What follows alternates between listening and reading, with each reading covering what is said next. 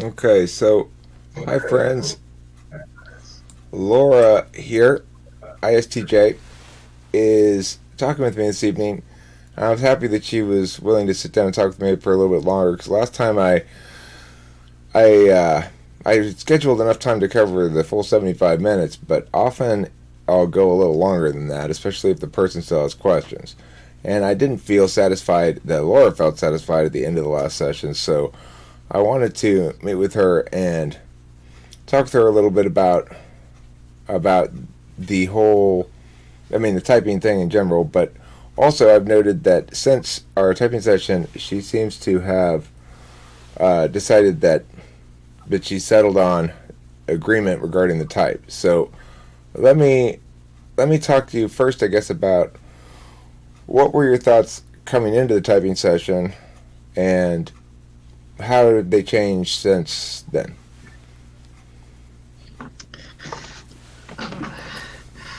Well, the thoughts at the end of the session, I felt that I got some more clarity on my type because I kind of had it narrowed down to a few types in my mind, but I wasn't quite certain, so I got a lot more clarity on that and got an explanation as to why I got the type that I did, and I think the FE polar makes a lot of sense. Okay. So you're a person whom Dave Superpowers and I typed the same, right? Yeah. Okay. What was his understanding for why you were an ISTJ, or what was his explanation? Well, he looked at it more from the standpoint of what are your savior functions and what are your daemon functions. So the savior functions are the functions that you feel personally responsible for, that you just kind of naturally do all day, kind of without thinking about it. And the daemon functions are the ones that kind of stress you out and give you tidal waves. Okay. And so, what did he determine? Which functions stress you out and give you tidal waves? NE and FI. Okay. So, if any and FI, all right. Do you think that that's the case? That you're made tidal wavy by any and FI? Well, I mean, I think in his system, like maybe the way that he's defining the terms, maybe, but then kind of after more about reading your theory, I think I get stressed out a lot by FE because it's my polar, and I will say that chaos can stress me out a lot, or a totally unexpected situation where I don't know how to act.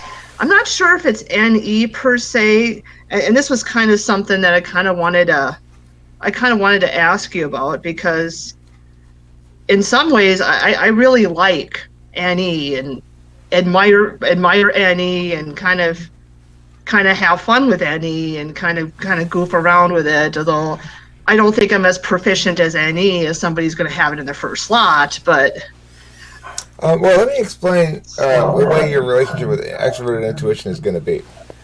You would love a life that both requires of you exactly the amount of extroverted intuition that you feel like providing, and that also provides for you additional extroverted intuition that you might need but don't feel like providing yourself, and provides for you an environment that's conducive to probably turning your extroverted intuition, like conducive to you converting your extroverted intuition into some sort of reality.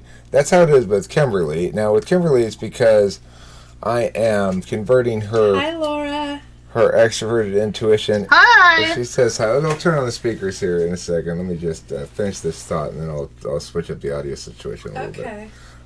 Or if she doesn't want me. The thing is, so if I though were to ask you to improvise, like I said, okay, Laura, here's some here's a job I need to do. I need to go in here. I need to teach this class all of a sudden, and I'm not really going to give you any instructions. You'd panic. You'd freak out.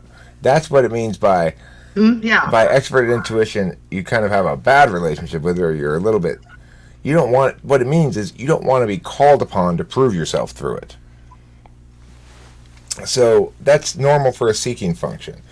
Now, regarding the FI being a demon, I don't think that that's accurate. I mean, I don't know what he means exactly by demon, but I would say that your relationship with introverted feeling is one where you feel very satisfied when you... I don't really know what it means to say when you attain in it. I can think of what it means for every other function, but I don't really know what it means to say you attain an FI. I guess it means you are spending time with something or someone or an activity or something that you like a lot and that you feel a lot of moisture towards or something.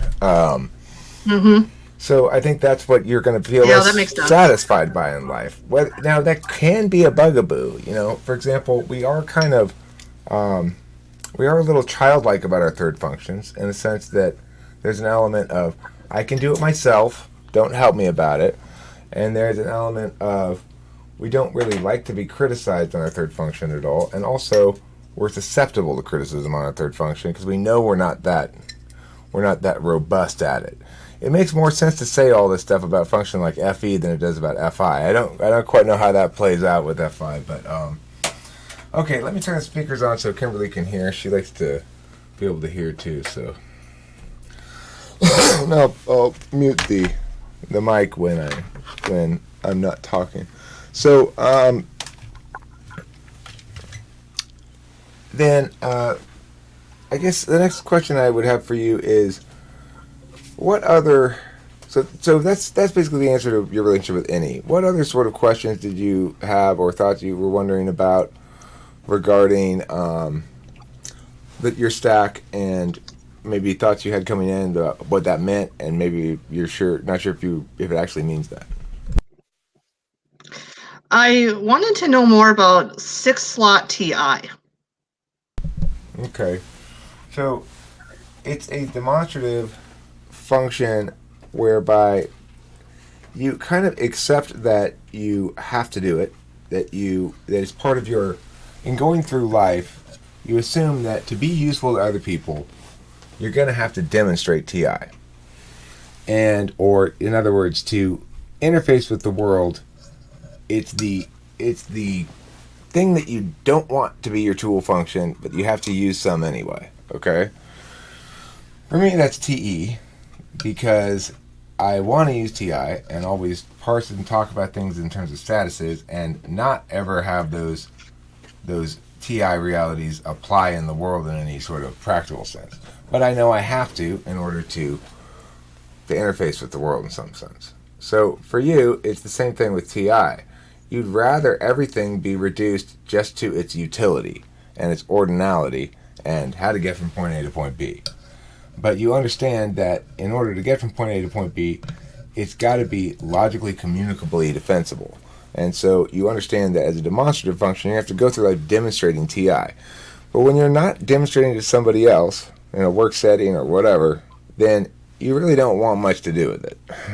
And it doesn't seem very important to you. And when people try to constrain you on TI, like if let's say you had a good plan for how to get from A to B, and somebody said, but that's not logically consistent what you're saying about it, you would say, I don't care if it's logically consistent what I'm saying about it, because I got in my head the TE here. I know how I'm going to get from point A to point B. It's going to work.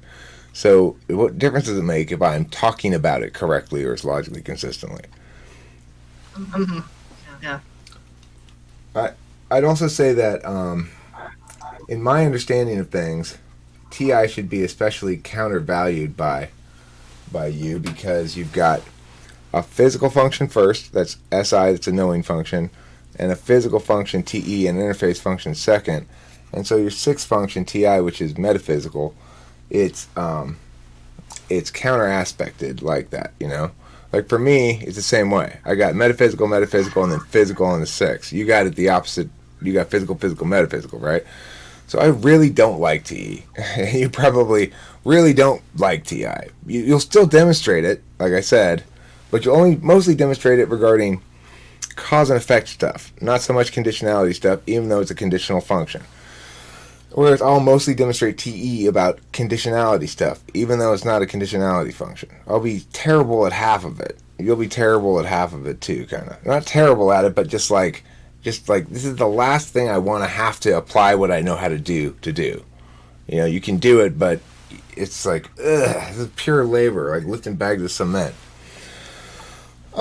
So Kimberly is an ISFJ, and I thought, or she thought, not I thought, she thought actually, and I mentioned I was doing this evening, that since there was some discussion before about whether you were an ISFJ, I was confused for a long stretch that typing by some of your answers that the communicating having you talk a little bit with Kimberly, or having Kimberly talk a little bit about her experience of SI versus your experience of SI might be informative. So, oops, connection problem, are you there? I don't want to feel obligated. No, I was going to ask you a question, Kim, Okay. and then we'll see. So, for Kimberly's experience of SI, that is to say, her remembering of stuff through the day, she's particularly likely to write stuff down in a little book or something, but she seems to be continually reminding herself of what's going to come up through the day. So how do you talk to me when you wake up in the morning? Are you thinking about the day ahead, or are you thinking about a longer stretch of time period than that? It's both. I'm thinking about what I have to do that day, what I need to get done, what's important to get done.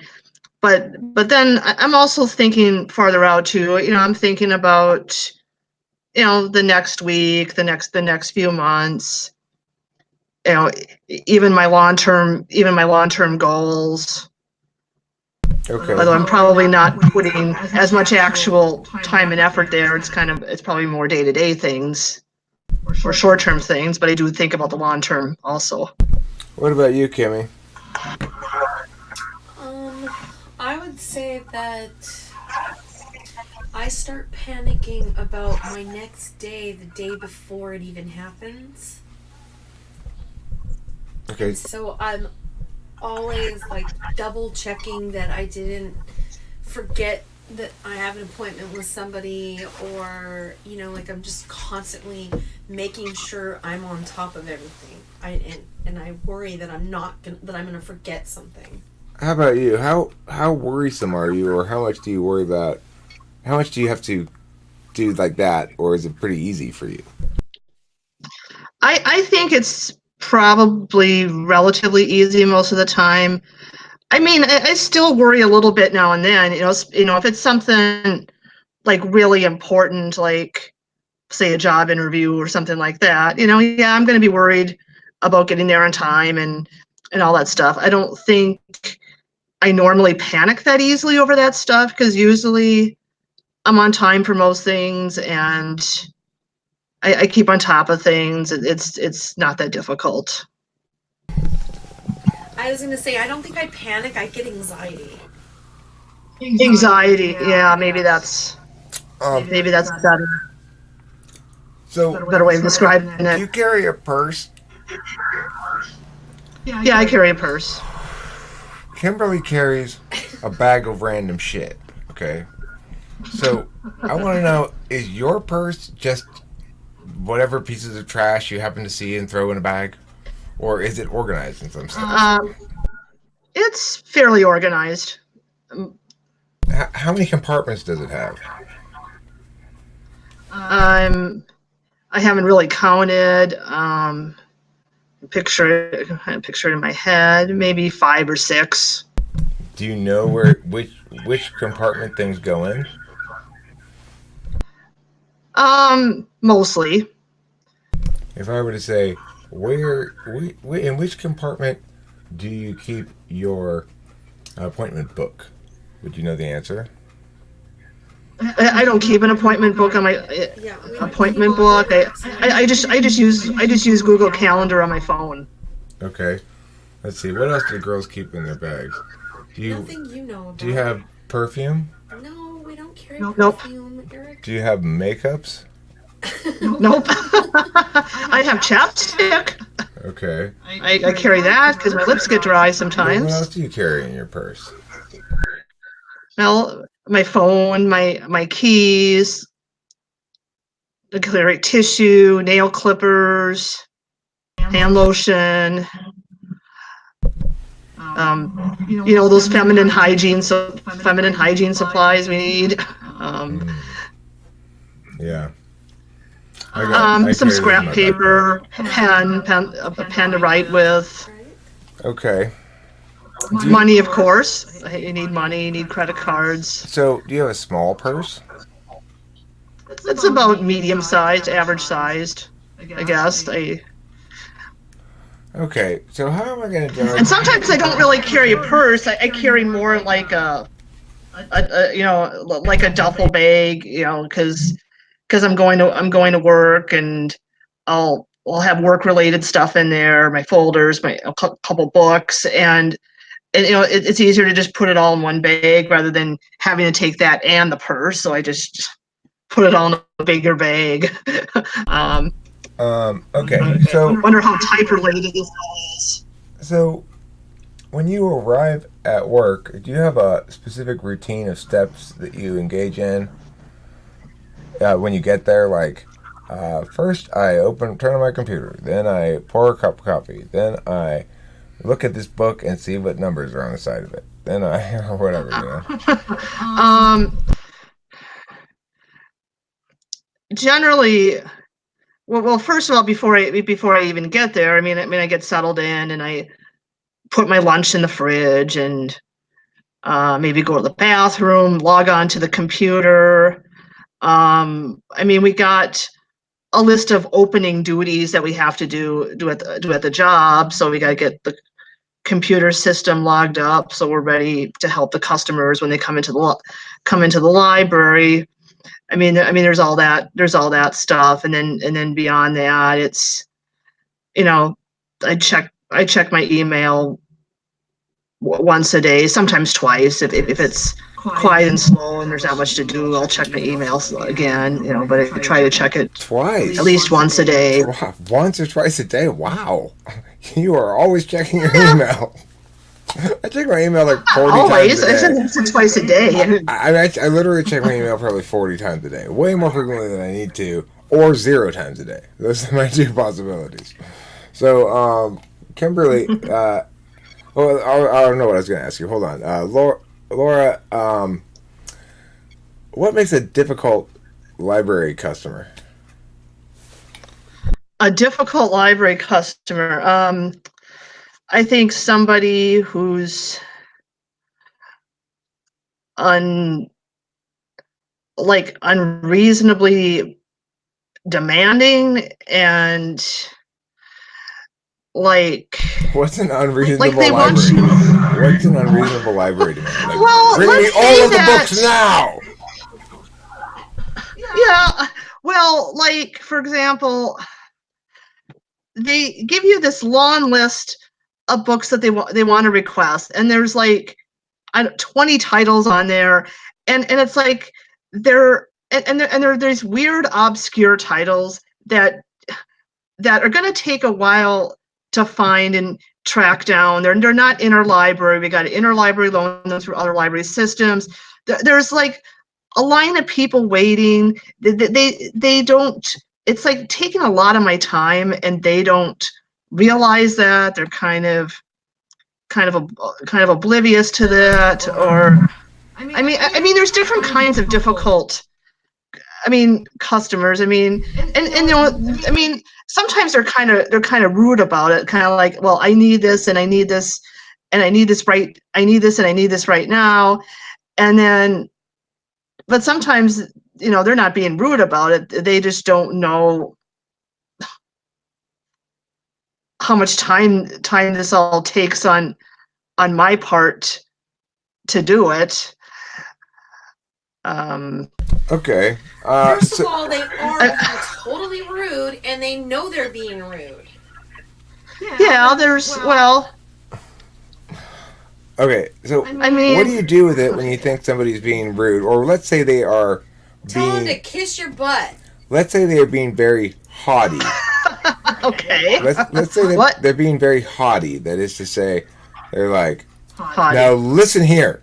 You are just a librarian, and I am a member of the city council. So you will get up from your librarian chair, and you will get me my book right now.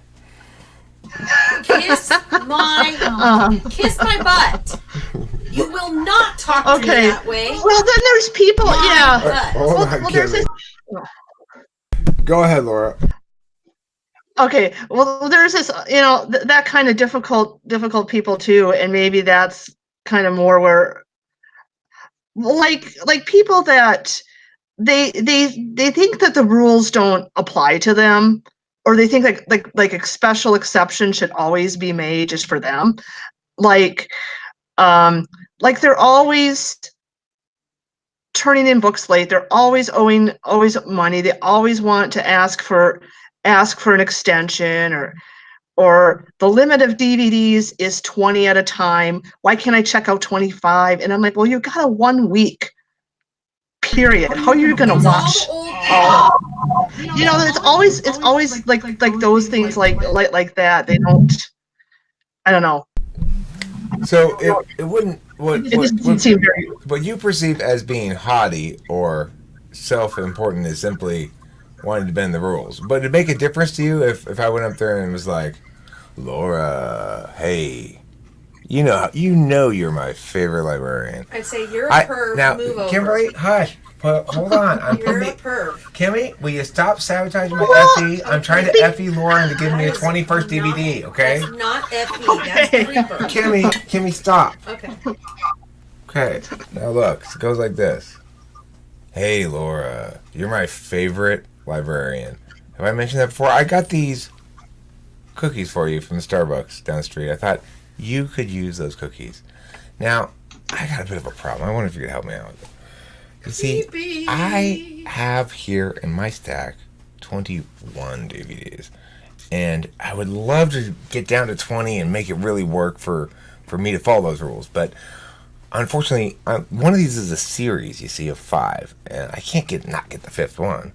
Now, you might think I'm not going to have time to watch all these. You might be right. But what I'm going to do is I'm going to go home. I'm going to select from these 21. I need to be able to select from the 21. So can you just make a brief exception this one time and just let me take out 21? Well, I mean, I'm okay with making exceptions this one time. It's just like when they're constantly wanting to do that, and it's okay. So I would say that your response in both of those instances is indicative of FE polar. So in both those instances, what I was trying to get you to focus on was the FE part of it. So the first one, I was talking about the person being haughty. The thing you objected to was not haughtiness. You objected to people who keep wanting to break the rules. Okay, so which is a little different. It might be reflective of haughtiness, but it might be reflective of something else too. So okay, and then the second one, I think it's sometimes it's like they're trying to manipulate me with FE. Well, if I can just charm. Right, charm her. That's what I was trying to do. How wonderful of a librarian you are! I can get what I want. That's what I was trying to do in the second instance. Yes. It shouldn't work that way. I mean, you're not gonna. So I'm not gonna bend the rules for you just because you're a little more charming. I mean. So Laura, are you saying you weren't charmed? I do like cookies. I might eat the cookies, but you're still gonna have to pay your fines. Even. Okay. So, but were you charmed by the charming guy? No. Well, I mean, no. Kimberly, you weren't charmed by the charming guy, but you are. I am charmed by the charming guy, but not that charming guy. That guy is kind of creepy. Kimberly. No. Hey. That's kind of. I mean, that's kind of what I'm thinking too. It's kind of like, does he want to get? Does he want to get something from me? Does he have an agenda? He wants a 21st DVD. That's what he wants. He wants DVD number 21. And to poison you with his cookies. No, they're not poison. I got them from Starbucks. They're still sealed. I have the cup of coffee at Starbucks in my hand that I'm drinking too. I was going to eat the cookies myself, but then it occurred to me at the last second, oh, here's a way I could schmooze this librarian. So I just handed them to you. Like somebody had gotten them for you on purpose, right? I actually just walked in there. I just hadn't opened them yet. And then I realized I had 21 DVDs, and I was like, How am I going to schmooze her? Oh, these cookies. Perfect. Laura. Look what I got you from Starbucks. See, that, you're right. They are trying to manipulate you when they do that. You have correctly read what's happening there. Okay, so, Kimberly, how would you deal with it differently if somebody came up and was hot? If I asked you the same haughtiness question, said, somebody comes up to you and said, now you are just a librarian and I am on the city council and you need to get up out of your lazy librarian butt and get me my book. It's called Origin of the Species by Charles Darwin. Go get it, Kimberly. I'd look at him and I'd sit there and I'd say, nope, I'm sitting on this lazy butt of mine. And if you're going to talk to me that way, I said, this lazy butt's going to continue to sit here. Otherwise, you can ask the lady next to me. Is that what you would do? Not exactly like that. I would get defensive. I'd say you don't have a right to talk down to me like that. I'd probably say, relax, calm down. I'll get the book for you, but you can't talk rude to me like this, or you need to wait your turn like everybody else. Kim says you're too nice. Well, it's just the difference between TE polar and FE polar.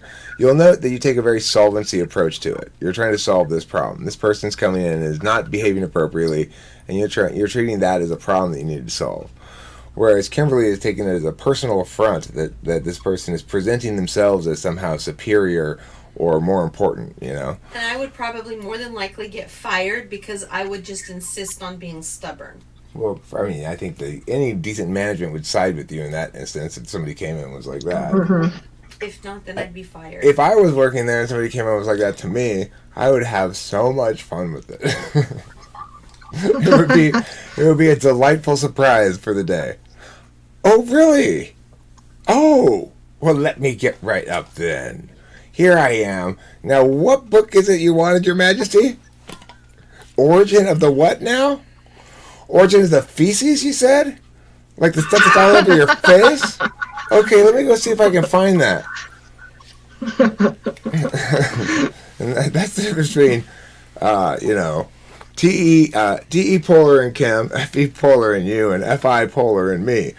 I want to make sure their feelings sting for months after that occasion. So, okay, well, let's see. What other questions or thoughts, concerns, complaints, or how has your understanding of self changed since you've determined that you are an ISTJ, and what does it mean going forward? Several questions. Pick the one you like.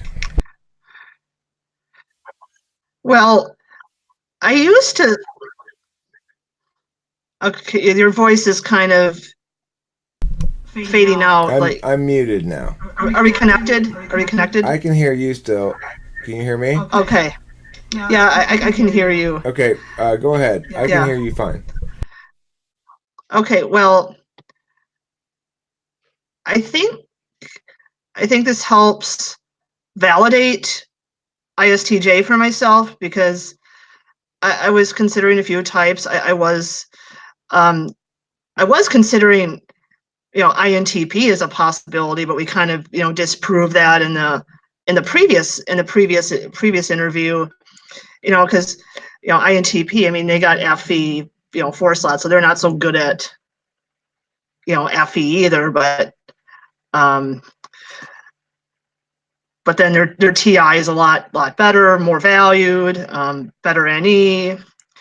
I think I can rule out ISFJ. I was kind of considering that, and then the other type that I was considering was INFP, which kind of has that that same front stack but different order. But I don't think that works either. So I think ISTJ is definitely right. INFP would be the best wrong answer probably, but it's still definitely a wrong answer, and ISTJ seems right on the money. I think I'm happy I found something there. If you're sort of digging around in my head a little bit of what to ask, I'm happy that I found something to demonstrate the difference between TE polar and FE And polar. Because like Kimberly, she made Because I no know for effort at all to solve the myself. problem, right?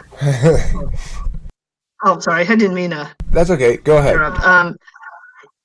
Well, like, because I know for myself what kind of really makes it gel for me is that, yeah, I can read like theories and understand theories, but when I have like a specific concrete example, like what were, like when you asked me those questions about like the library customers and what would you do in this situation, what would Kimberly do, then you can really see the differences between types, and that's kind of where it really gets interesting.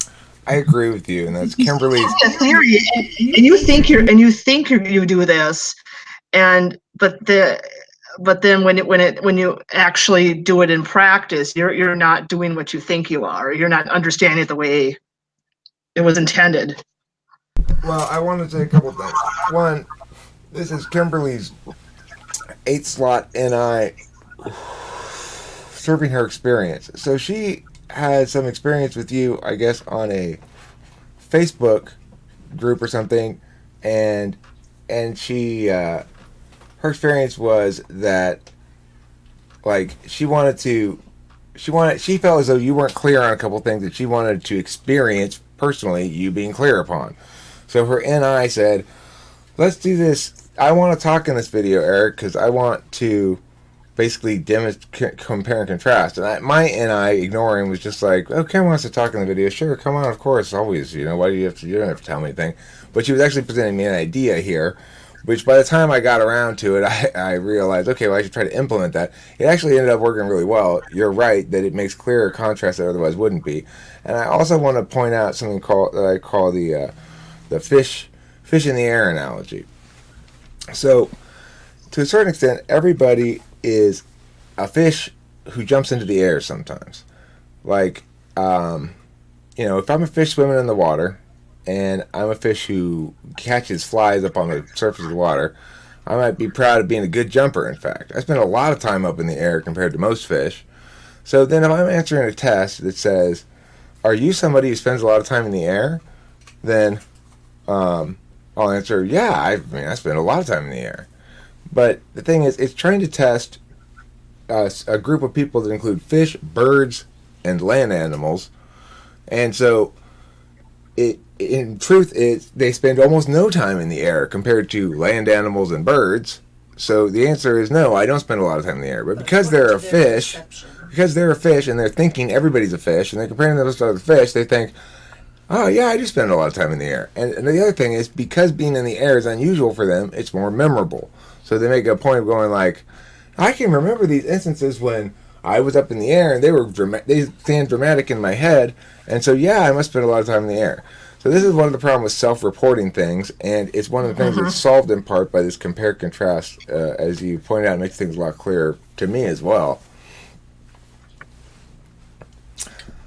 Any other thoughts, questions, or anything else? Kimberly, you got any other thoughts? Or I'll wrap this one up. I got 8 o'clock. I just wanted to make sure that she was happy with everything. We talked a little bit on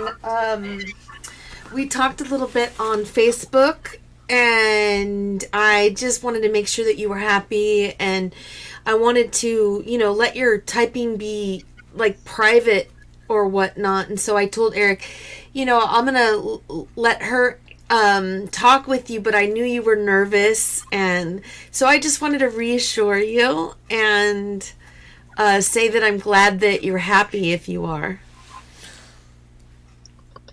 Yeah, thank you. Yeah. I'm happy. I got the clarity I needed. I guess I did have one more quick question. I read in your book, it said something about like your third slot function is like your scorecard. But I don't think I'm really seeing that with FI. So I'm. Well, look, what it means to say something's your scorecard is that when you have good experiences with that attentional manner, you feel rewarded.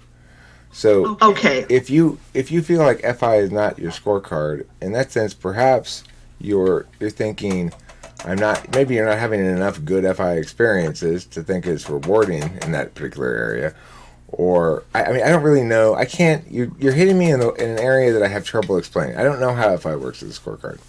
I don't understand I don't understand how you. It seems like it's the.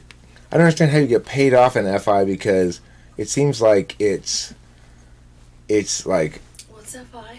it's reflexive. Like you don't have any say over it at all. Your internal feelings, your own, your moisture. Well, you demonstrate FI a lot, but you don't really think about it or understand it either because it's a backside for you too. She understands it better than either of us. Well, actually, your explanation does make pretty good sense. I guess initially when I read it, I was thinking, well, like scorecard, like this person has this many IQ points and this person has that many IQ points. So I was looking at it more from T perspective, like, because I'll compare people. It's a bad thing, but I'll compare people like on intelligence and knowledge. I'm not really scoring myself against other people with FI stuff, but I think in myself, I'm kind of personally assessing that. How much do I value this? How much does this really matter to me? So I do that a lot in my head, but it's not against other people.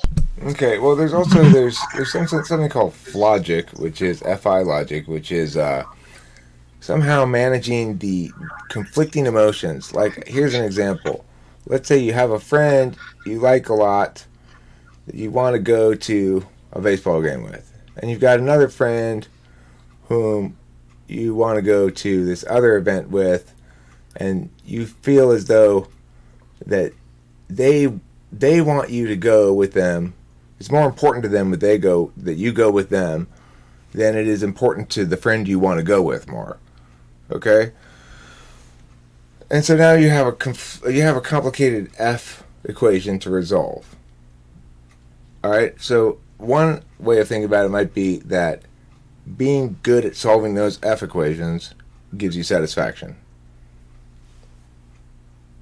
But again, yeah, and those kinds of situations just kind of stress the shit out of me because it's like, people have like conflicting values, and this person wants this and this person wants that, and okay, well, how that's do you FE. satisfy everybody? When you're talking and it's about, like it's important to, but it's like, actually, how do you do it? I made a mistake And then there. you feel like there's going to be a winner and a loser, and I mean, I made a mistake there. is that polar FE? I made a mistake there. Because of my own FI polar, I unavoidably or inadvertently, not unavoidably, but inadvertently put FE shit in there. An FI decision would be something more like a decision where you have to choose between two things that you like in varying degrees, or between several things you like in varying degrees, that doesn't involve anybody else's feelings. It just involves your own. Okay, well that would be a little easier for me than, having the FE one, but still, that can be kind of challenging sometimes. Like I there's two places I really want to go to for vacation, but I can't do both because I literally don't have the time or the money. I can only do one, and I want to do them equally. And which one do I pick? That can kind of stress me out too. Okay, well, this is what I'm going to ask then of the viewing audience here is somebody who understands FI better than I do. If you can explain how you think FI might work in the third slot as a scorecard function, or as a way to feel as though you've scored points in life, that you pat yourself on. It's the pat yourself on the back function when you do well, and slap yourself in the face function when you do badly at it.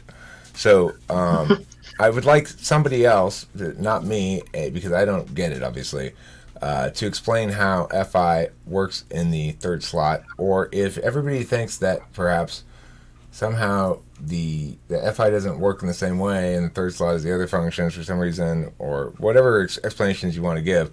Perhaps somebody, I'm sure in fact that amongst our many very intelligent viewers, that somebody will be able to provide you a better explanation than me about third slot FI.